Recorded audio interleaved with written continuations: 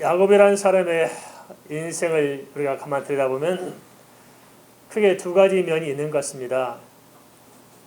한쪽은 한 명의 인간으로서 그 야곱의 모습을 보면은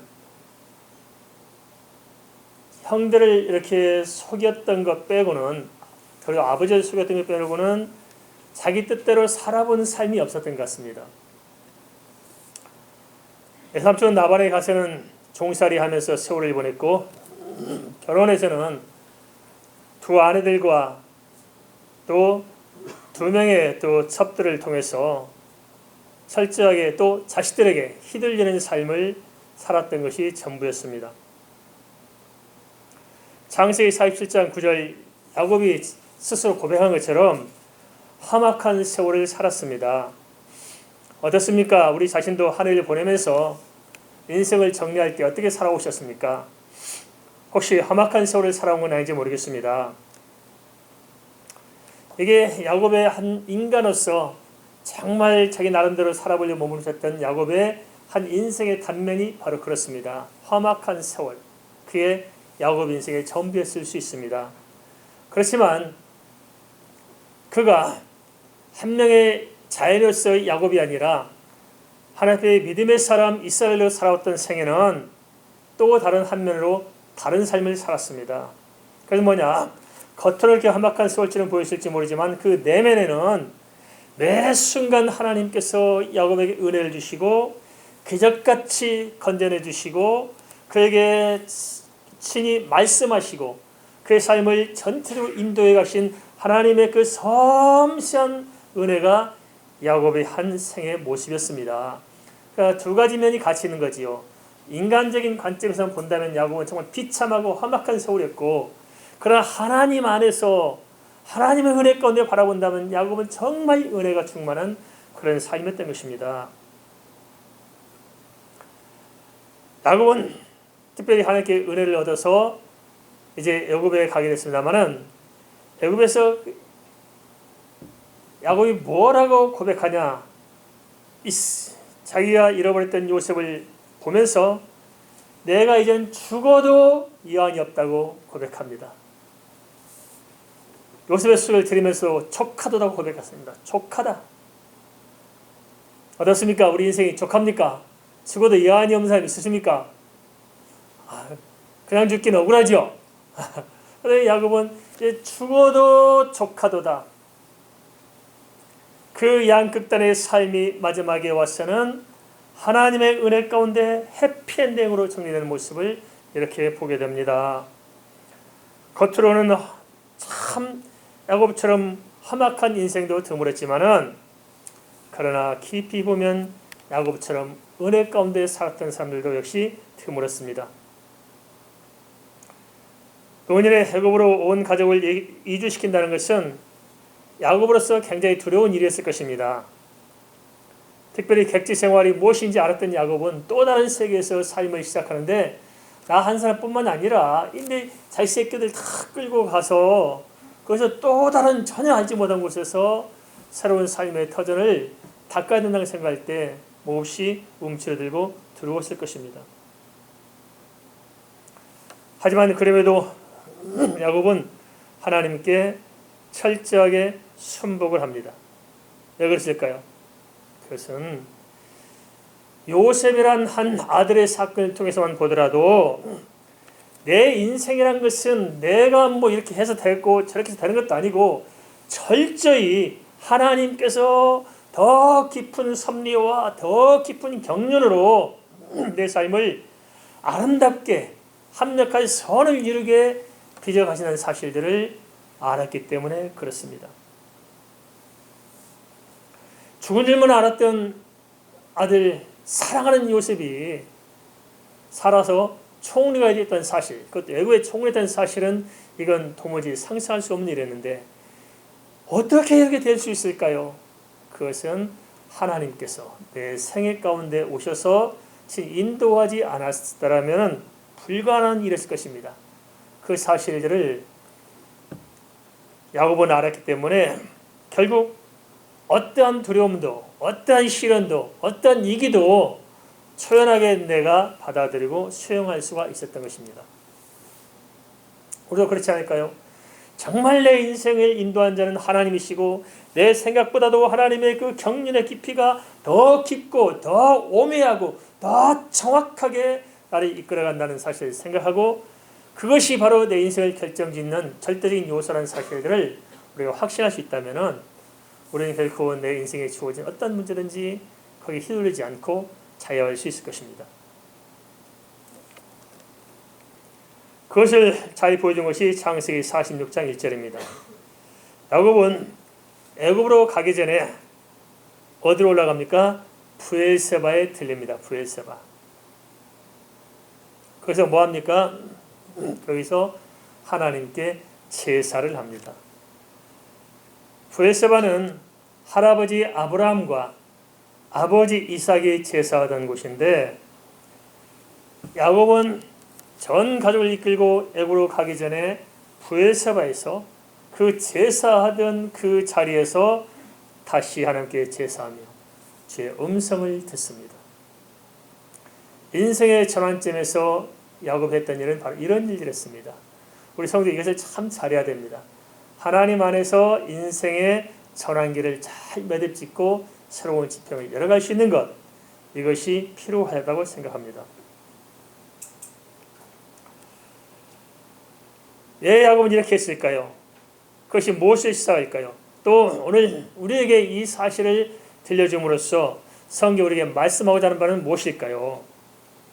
그것은 우리의 모든 인생이 겉으로 보기에는 사람들끼리 뒹굴고 사람들끼리 서로 부딪히면서 살아갈 줄 보일지 모르지만은 아니라는 거예요. 그 인생의 내면에는 들다 보면은 우리 예수 믿는 사람들, 하나님의 자녀들의 인생이라는 것은 다른 사람에 의해서 다른 사건에서 움직여진 것이 아니고 철저히 하나님께서 이끌어 가시는 사실들을 알게 하십니다. 모든 인생은 하나님의 섭리 가운데 있음을 야곱은 알았기에 브엘세바에 올라가서 하나님께 제사를 하게 됩니다. 그 브엘세바에서 하나님께서는 요셉에게 나타나서 하나님의 말씀이 계시로 전파가 되었습니다. 하나님께서 요셉에 친히 말씀하셨어요. 뭘 말씀하셨습니까? 우리가 이게 참 중요한 것 같아요. 하나님의 음성을 듣는 게 참 중요합니다. 인생의 변화는 어디서 시작되냐? 하나님의 음성을 듣는 자리에서 시작됩니다. 우리가 잘 아는 에레미야 그랬잖아요. 에레미야 33장 보면 에레미야 시대들에 갇혀 있을 때 하나님 은혜가 어떻게 역사합니까? 에레미야에게 하나님의 말씀으로 임합니다. 말씀으로. 이 임하는 말씀, 그 순간 내게 주어진 하나님의 음성을 들을 때 그것이 곧 내 인생을 열어가는 실마리가 될 것입니다. 야곱도 그렇습니다. 브엘세바에서 하나님께서 나타나셔서 네 가지를 말씀하셨어요. 뭐라 말씀하시냐? 첫째, 야곱아 두려워하지 말라고 말씀하십니다. 두려워하지 말라고. 그 정말 초자식을 끌고 온 가족을 끌고 애굽으로 가려고 하니까 얼마나 두려웠을까요? 특별히 나이가 들수록 변화를 좋아해요? 싫어해요? 변화를 싫어해요. 정말 변화를 싫어하더라고요. 절대 변화하는 걸 두렵게 생각해요. 제 할머님이 100세에 돌아가셨는데요.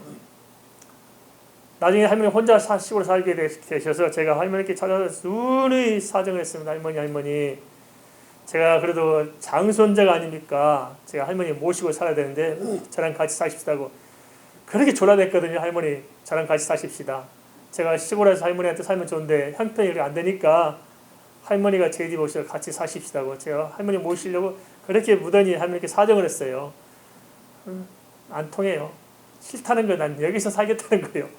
니네도 잘 살아라는 거예요. 그 자기가 살던 처소에서 그 좀 이렇게 옮기는 것조차도 두렵게 여겨서 절대 싫다는 거예요. 사람은 변화를 싫어하고 두려워합니다. 우리가 내일을 두려워하는 것도 그렇습니다. 지금 내가 예측할 수 없는 변화가 내게 다가와서 어떻게 잘못될까 싶어서 두려워하는 거잖아요. 그게 야곱에게도 그게 있었다는 거예요. 그래서 우리는 끊임없는 두려움에 부딪히며 살게 됐습니다. 그런데 하나님께서는 두려워하지 말라고 말씀하실 뿐만 아니고 뭐라 말씀하십니까? 너로 하여금 큰 민족을 이루겠다고 말씀하십니다. 뭘 보게 하십니까? 한 인간의 짧은 생각으로 내일을 보게 하는 것이 아니고 하나님의 관점으로 원대한 하나님의 창대한 구속사의 큰 틀을 보게 하신 것입니다. 그래서 우리에게 새로운 변화는 뭡니까? 바로 하나님께서 하시는 큰 역사를 보도록 이루도록 하시고자 우리에게 변화를 가져다 주는 것입니다. 그런데 우리는 너무 두려워하는 거예요. 변화를 두려워하지 마십시다. 그 다음에 또 뭘 약속하십니까? 다시 돌아오게 할 것이다. 너희 자손들이 다시 돌아오게 할 것이다. 또 약속해 주고 있습니다. 그리고 또 하나 개인적으로 야곱이 그런 생각할 거 아니겠습니까? 내가 나이 들었는데 죽음이 멀지 않을 수 있는데 어떻게 하면 좋을까? 걱정이 됐을 거 아니겠어요? 근데 하나님께서 분명히 거기도 말씀하세요. 야곱아 걱정하지 마라. 요셉이 그의 손으로 너의 눈을 감게 할 것이다. 요셉이 너를 수발해서 편안히 인생을 마치할 것이다. 것을 약속해 주고 있습니다. 그러면 이대로 됐을까요? 안 됐을까요? 이대로 됐죠? 하나님의 말씀은 반드시 이루어지는 것입니다. 성경에 기록된 모든 하나님의 말씀 역시 우리 가운데 그대로 이루어질 것입니다. 이것이 가장 확실한 거 아닐까요? 베들레헴도 마찬가지였습니다. 야곱이 집을 나서서 바단 아람으로 가기 전에 베들레헴에 들렸을 때 거기서 돌베개하고 잠을 자다가 하나님을 만나게 되잖아요. 그때 야곱이 하나님께 구한 것이 무엇일까요? 어찌 보면 참 우리의 모습과 참 비슷해요. 야곱이 걱정했던 게 뭘까요? 하나님, 나 옷 좀 떨어지지 않게 해주세요. 그죠? 의복을 떨어지지 않게 도와달라고. 옷을 구합니다. 그 다음에 뭘 구해요? 먹을 걸 구합니다. 굶주려 죽지 않게 먹을 걸 좀 주세요. 먹을 게 있게 해주세요. 그 다음에 뭘 구합니까? 누가 혹시 날 해칠지 모르니까 나를 지켜주세요. 그리고 또 뭐라 말합니까? 하나님, 다시 내가 아버지 품으로 돌아올 수 있도록 그렇게 해주세요. 어찌 보면 참 개인적이고 사적인 그 영역의 틀에서 벗어나지 못합니다. 지금 하나님께서는 야곱을 통해서 전 인류를 구원할 프로젝트를 진행하고 있음에도 불구하고 정작 야곱이라는 사람은 작고 미미한 것에서 벗어나지 못하는 한계를 가지고 있었습니다. 그런데 결과는 어떻게 됐습니까? 야곱이 염려할 필요 없이 결국 야곱은 두 때나 이루고 금이 환영하도록 그렇게 이끌어 주셨지 않습니까? 야곱이나 우리나 산다는 것은 두렵고 힘들 수 있을 것입니다. 이 한 해 살아온 게 참 만만치 않았잖아요. 사실 보면 그죠? 그래서 우리는 당장 발등에 불 떨어진 현실의 문제를 가지고 하나님께 평안을 구하며 이것저것 간구하며 살아갑니다. 그렇지만 그것이 내 인생의 전부라면은 우리 인생의 결론은 뭘까요? 그것이 이제 전부라면 어쨌든 이랬든 저랬든 우리 인생은 험악한 세월의 한계를 벗어날 수가 없었을 것입니다.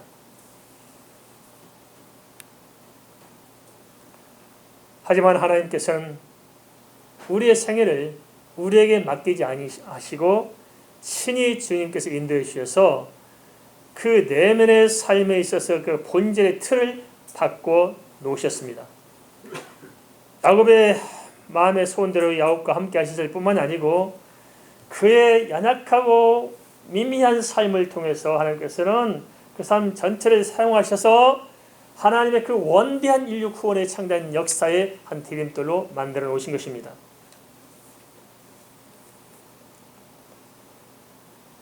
야곱의 인생이 비록 험악했고 비록 힘들었지만 하나님께서는 죽어도 족한 삶으로 마감하게 하신 것은 바로 그 안에 뭐가 있었냐면 하나님의 깊은 섭리와 경륜이 있었다는 것입니다. 그래서 우리 예수 믿는 사람의 삶은 은혜로 되어지는 것입니다. 믿습니까? 내가 해서 하는 부분이 아니고 은혜로 주어지시는 것입니다.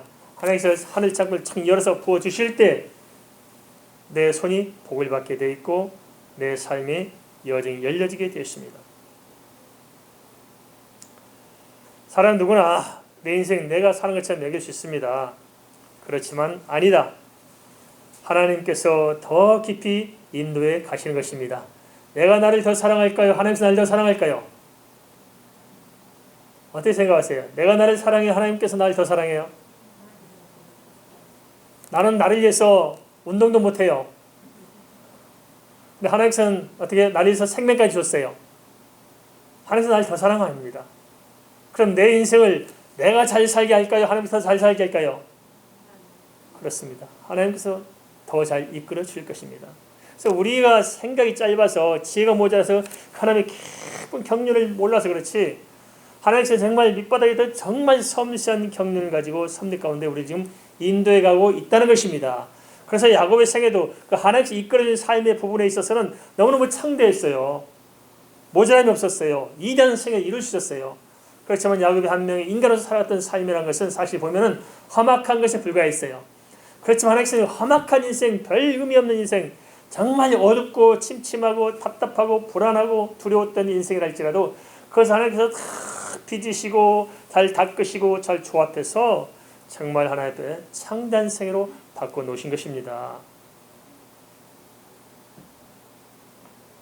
성경은 하나님의 섭리와 경륜이 얼마나 깊고 얼마나 편함이 없고 얼마나 정확한가를 말씀하고 있습니다. 사람으로서는 헤아릴 수 없지만 하나님께서는 모든 언약을 성취하심으로 친히 증거를 오늘 우리에게 보여주고 계십니다. 한번 생각해 보십시다. 사람의 생각으로 본다면은 아브라함이나 이삭이나 야곱을 통해서 어떻게 인류를 구원할 수 있을까요? 이런 사람들을 통해서 아무 대책도 없는 사람들, 야곱의 자식들은 또 얼마나 한심합니까? 이런 사람을 통해서 어떻게 인류를 구원하고 창대한 역사를 끌어갈 수 있을까요? 그렇지만 아닙니다. 하나님은 하나님이시기 때문에 우리가 얼마나 연약하고 얼마나 부족하고 얼마나 무지한 것 상관없이 하나님께서 하시면 되는 것입니다. 믿습니까? 아무리 환경이 어렵고 아무리 우리에게 볼 절망적이고 우리 생각으로는 헤아릴 수 없을지라도 하나님이 하시고자 작정한다면은 약한 자를 들어서 강한 자를 부끄럽게 하고 없는 자를 들어서 있는 자를 부끄럽게 하시는 것입니다.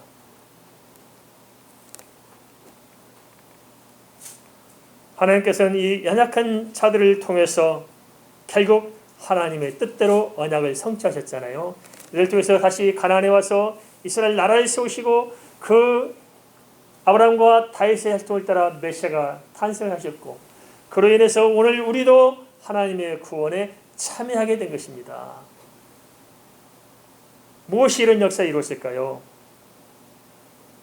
그것은 하나님께 있습니다. 우리에게 있는 것이 아니고 하나님께 있었습니다. 하나님의 깊이 있는 경륜, 하나님의 그 놀라운 섭리, 그 하나님의 은혜가 결국 내면의 삶을 복되게 창대하게 하신 것입니다. 그래서 우리가 할 일은 무엇입니까? 다른 것이 아니고 야곱이 브엘세바로 가서 거기서 하나님께 제사하며 제 음성을 들었듯이 우리 인생의 모든 삶의 전환기마다 얘기 때마다 어떤 삶의 정황이 있을지라도 우리가 하나님께 예배하며 내 모든 인생을 하나님께 내려놓는 것입니다. 주여, 주님께서 하실 줄 믿습니다. 내 생각으로는 이해가 안 되고 내가 또 사람의 정황으로는 도무지 납득하지 못해도 그러나 하나님의 생각은 내 생각보다 깊고 하나님의 경륜은 사람의 일보다 더 깊이 더 정확하게 이끌어 가심을 믿고 하나님께 맡기는 것입니다. 그리고 우리는 그 안에서 하나님의 음성을 듣고 하나님과 함께하면 되는 것입니다. 이게 예수 믿는 사람들의 삶의 방식입니다. 세상 사람은 다 자기 뜻대로 살잖아요. 그런데 보세요. 자기 뜻대로 살아온 사람을 치고 인생의 말년이 좋았습니까? 이 세상 떠날 때 다 뭐가 다 완벽했어요? 아니에요. 하나님을 떠난 인생은 끝난 인생이 다 허망하더라고요. 아무리 성공해도 허망하고 아무리 출세도 허망하고 소망이 없습니다. 그런데 하나님께서는 인생을 맡기면 친히 당시 인도해 가십니다. 그래서 우리가 알지 못했지만은 우리가 보지 못했지만은 하나님께서는 미리 하시고 미리 보시고 미리 예비하신 하나님이십니다. 여호와 이레 하나님을 믿으시기 바랍니다.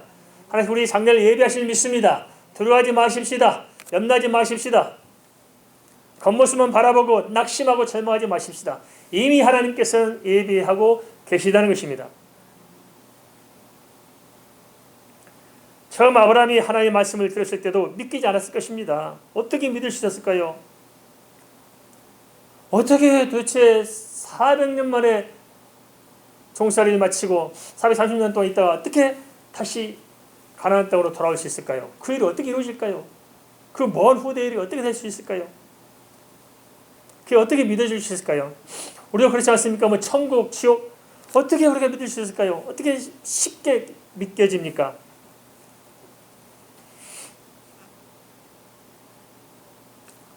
그렇지만 아브라함이 하나님께 받았던 그 언약대로 성취됐어요? 안 됐어요?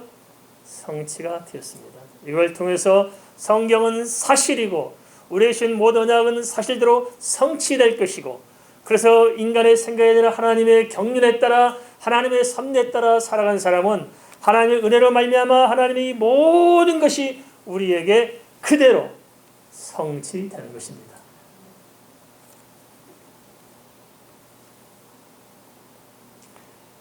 야곱이 12아들을 얻은 것도 그렇잖아요. 사람의 겉모습 보면 이게 도대체 뭔 꼴이에요, 그죠? 장가도 내 맘대로 못 가가지고 뭐 이렇게 뒤집어 섞여서가지고 이게 복잡한 인생이야 도대체. 그래가지고 뭐 자기들끼리 치고받고 싸우고 난리치면 그러다가 도대체 이게 이리 쏠려 저리 쏠리다가 어떻게 하다 보니까 자식이 12라 생겼네요. 요셉이 팔린 것도 그렇습니다. 도대체 뭐 하나님께서 인류를 구하라고 하나의 목별처럼 바다에 모래알처럼 말씀해놓고 있는 자식마저 지금 없어지고 지금 죽은 줄 알고 살았잖아요.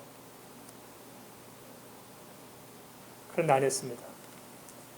인간을 볼 때는 절망적인 상황이 다가왔고 납득할 수 없는 환경 속에 빠뜨려져 있고 도대체 험악해 보이는 이 모든 일들을 통해서 하나님께서는 그걸 조합해서 다듬어서 하나님의 이대한 경륜을 이루어 놓으신 것입니다.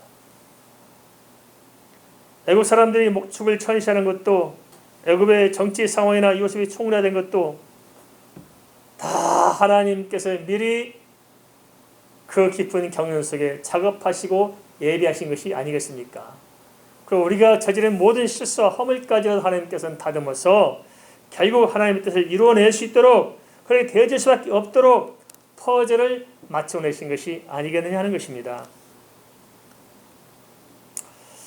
우리 자신을 생각해도 그렇지 않을까 싶습니다. 한번 보세요. 예수 믿고 복음을 깨닫고 정말 내 모든 삶을 하나님께 두고 살아갈 수 있는 이것도 내가 만든 겁니까? 하나님께서 주신 은혜입니까? 하나님께서 주신 은혜잖아요. 이걸만 생각해도 어떻게 내가 이렇게 될 수 있을까? 그죠? 내 사람으로서 내 세상 살아오면서 생각할 때는 이런 일 때문에 힘들었고 저런 일 때문에 정말 내가 고통을 받았고 이렇게 두려웠고 저렇게 낙심했고 저렇게 절망했고 이렇게 탄식한 것밖에 없는데 하나님께서 모든 것을 이렇게 저렇게 이렇게 때려 맞춰서 결국은 나로 하여금 하나님을 만나게 하고 하나님께서 은혜 받게 하고 제 복음을 듣고 깨닫게 하고 소망을 갖게 하고 내 육신의 삶은 피폐했을지라도 내 속사람으로 더 강성케 하시고 경건하게 하시고 더 위대하게 만들어왔지 않습니까? 소망 있게 하지 않습니까? 하나님의 경륜이 얼마나 깊고 얼마나 묘한가를 우리는 조금만 생각해보면 알 수가 있을 것입니다. 사람의 생각은 미치지 못하지만 우리의 인생도 하나님의 깊은 경륜 가운데 지금도 실행되고 있음을 믿으시고 모든 두려움을 떨쳐버리기 바랍니다. 변화를 두려워하지 마십시다.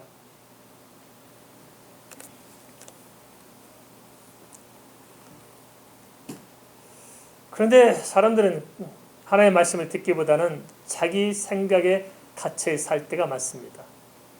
끊임없이 하나님 두기를 싫어하고 하나님의 말씀을 책잡고 거부하려고 하는 거지요. 어떤 사람들은 성경을 잘 연구하면서도 성경을 통해서 예수가 없다는 것을 증명하고 발버둥 치는 사람이 있고요. 성경이 틀렸다는 것을 굳이 찾아내는 사람들이 많습니다. 다른 건 다 관두고 오늘 본문에서만 보더라도 그렇습니다. 창세기 46장 27절에는 분명히 애굽에 내려간 사람이 70명이라 기록되어 있죠. 여자 수는 빼고 남자들만 70명이라 기록되어 있습니다. 근데 사도행전 7장 14절에 가보면은 스데반 집사가 뭐라고 말합니까? 애굽에 내려간 사람이 75명이라고 이렇게 말하고 있습니다. 그러니까 어떤 사람들은 봐라, 창세기는 70명, 사도행전은 75명, 그러니까 성경이 틀렸지 않느냐 이렇게 시시비하면서 굳이 하나님을 거역합니다. 성경이 잘못됐다고 이야기하고 안 받아들이려고 합니다. 그래 사실상 성경을 연구를 잘해서 그런 게 아니고 성경을 몰라서 그렇습니다. 어떤 차이겠느냐? 창세기에는 요셉의 손자들이 기록되어 있어요? 기록 안 되어 있어요? 빠져 있어요. 요셉의 두 아들까지만 기록되어 있고 손주들은 빠져 있습니다. 그런데 사도행전에서는 후대에 기록되기 때문에 뭐가 기록되어 있냐? 요셉의 손자들이 기록되어 있어요. 손자들 7인가 됐거든요. 근데 7 중에 2이 죽고 5이 남았어요.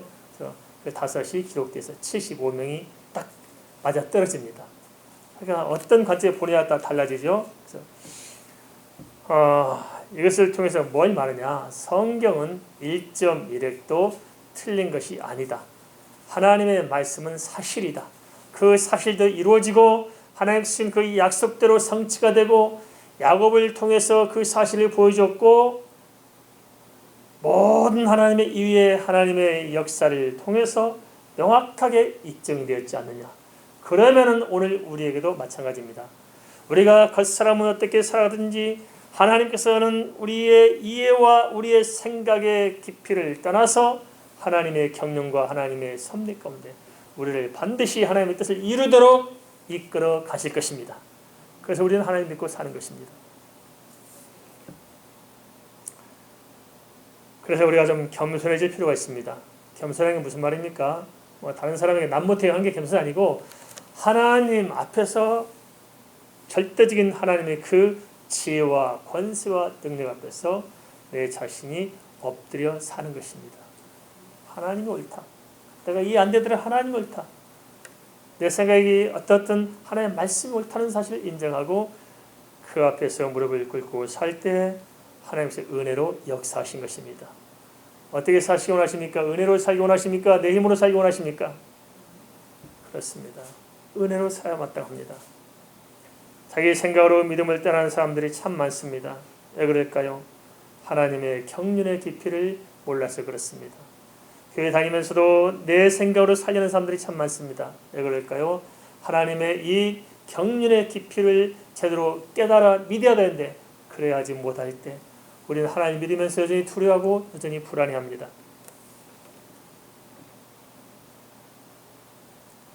하나님이 야곱에게 안 계셨더라면 야곱의 인생은 어찌 됐을까요?